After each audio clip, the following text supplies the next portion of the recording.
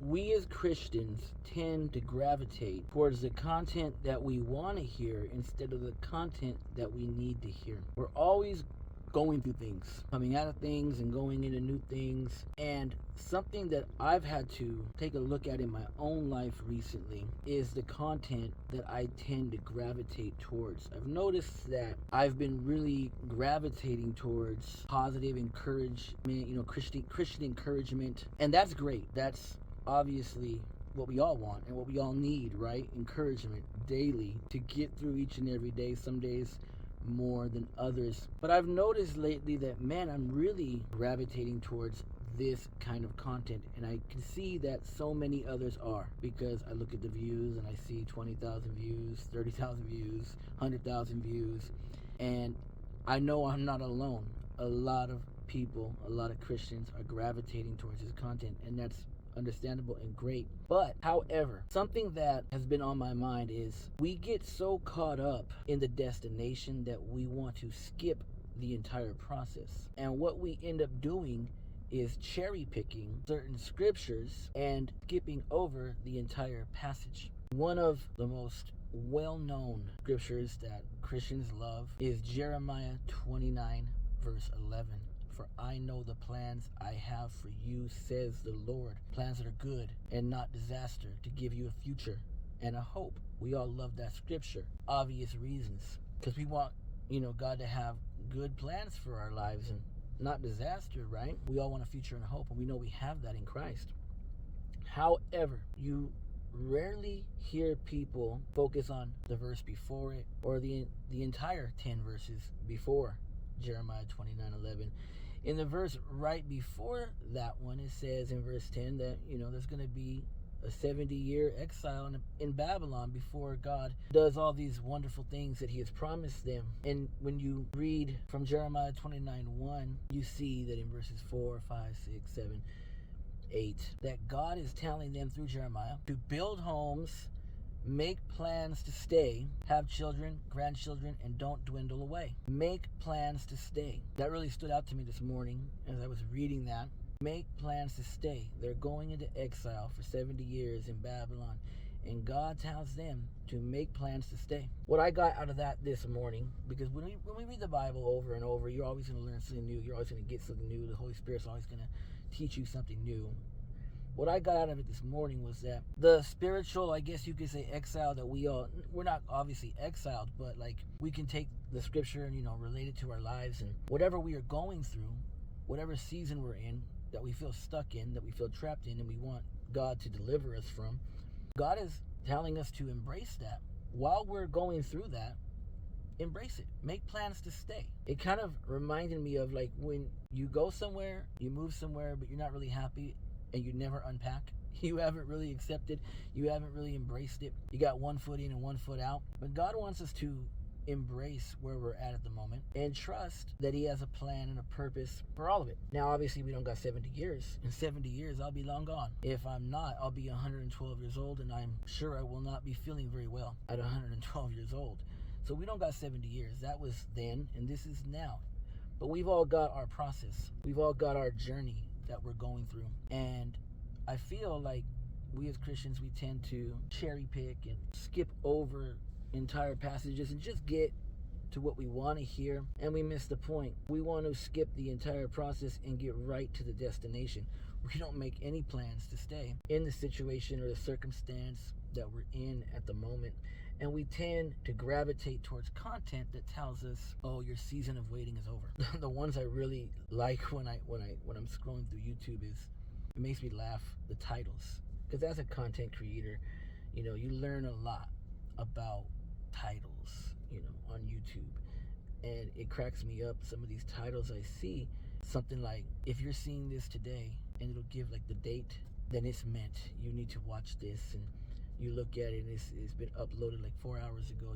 It's really fresh, and it's just funny, and we tend to gravitate towards that stuff because we want things over with. We want the journey to be over. We want the process to be over. We want to get there, I think of that song by Boys to Men and the Prince of Egypt, I will get there, right? We all want to get there, and we're sick and tired of the process. So we gravitate towards content that tells us, hey, you're one move away from success. And I'm not hating on all this. I'm just saying we tend as Christians to skip Bible study and get straight to the encouragement, straight to the content that makes us feel good. And if we would just have Bible study, we would get all our encouragement from the entire Word. And when I say don't skip Bible study, what I mean by that is, or what I'm not saying is, I'm not talking about Wednesday night Bible study at your church. I'm not talking about Thursday night Bible study at your church. When I say don't skip Bible study, actual Bible study, I'm saying don't skip personal Bible study, where you sit down at your desk, at your table, in your seat, in your car, in your recliner at home, and you actually open a physical copy of the Bible. There's nothing wrong with apps, but we all need physical copies of the Bible because people died, gave their lives for us to have the luxury of owning physical copies of the Bible. And one day we may live to see the day that that's taken away here in the United States again.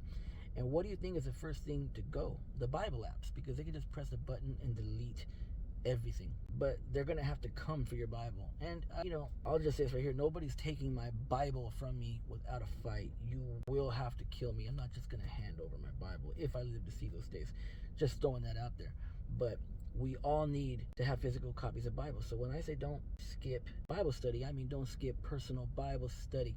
We go to church, we go to Wednesday night Bible study, we go to Thursday night Bible study. All that is great. All that is needed. All that is necessary. Fellowship, the gathering of the brethren, all that. However, nothing is better than personal Bible study. Sit down, open the Bible up and read it for yourself. Study to show yourself approved, right? So I believe that we as Christians as a whole need to check ourselves. Like I've recently checked myself and said, hey, what content am I gravitating towards? Am I just looking for the fluff? Am I just looking for what I want to hear? Or am I truly seeking out what I need to hear?